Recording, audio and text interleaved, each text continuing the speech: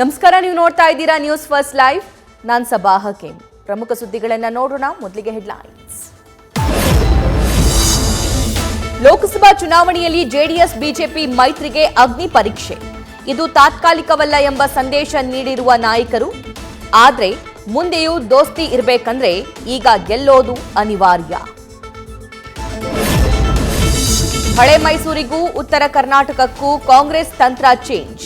ಇಲ್ಲಿ ಒಕ್ಕಲಿಗ ಸಿಎಂ ಅವಕಾಶದ ಅಸ್ತ್ರ, ಅಲ್ಲಿ ಲಿಂಗಾಯತ ಹಿಂದುಳಿದ ವರ್ಗಗಳ ಮತ ಸೆಳೆಯೋಕೆ ತಂತ್ರಗಾರಿಕೆ ಬದಲು.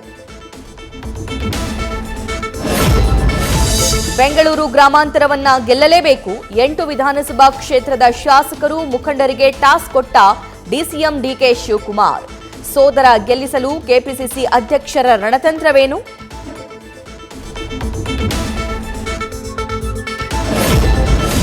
ಕಲ್ಯಾಣ ಕರ್ನಾಟಕದ 5 ಬಿಜೆಪಿ ತೆಕ್ಕೆಗೆ ತರಬೇಕು. ಇದರ ಸಂಪೂರ್ಣ ಜವಾಬ್ದಾರಿ ನೀವೇ ಹೊರಬೇಕು.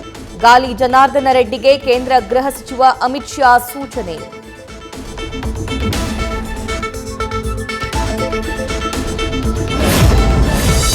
ಐದು ದಿನ ಮೊದಲೇ ಚಾಕು ಖರೀದಿ.